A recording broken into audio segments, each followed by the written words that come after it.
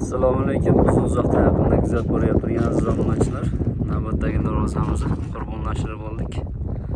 Bu darvozamizni Samarqand viloyati Toyloq tumaniga olib kelib o'rnashtirdik.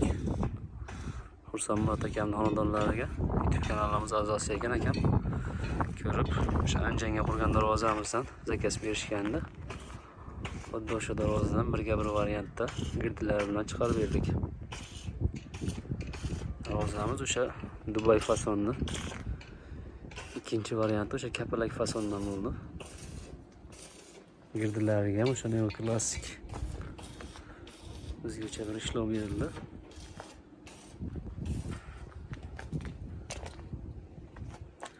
Darvozamizning materiallari stoykalarimiz 8 ga 8 lik, 2,5 stena qalinlikda bo'ldi.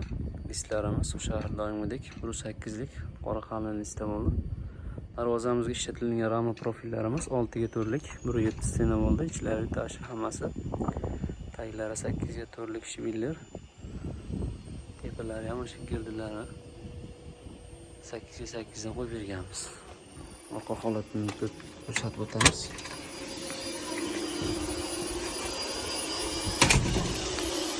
Darvozamizning orqa holati shunday ko'rinishda bo'ladi. Mana buni kraska surtiladigan joylari qolmas, yutib qo'yamiz oldinga.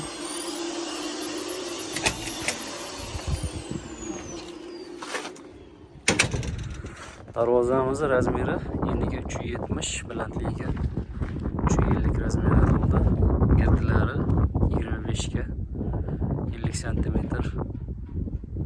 chiqdi girdilari ham. Darvozamiz 1 kvadratni 1.400.000 so'mdan tayyorlab berdik.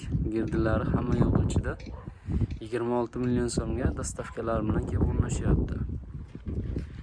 Kimga shunaqa xizmatlar kerak bo'lsa, ekrandagi nomerlarga bemalol aloqaga chiqaverasizlar. Vodiy bo'ylab dostavkalarimiz bepul. Voha tomonlarga ham kelishtirib chiroyli narxlarda tayyorlab beramiz. Qo'l mehnatimiz yoqqan bo'lsa, bittadan like bosib bizlar, sog' bo'lasizlar, salomat bo'lasizlar.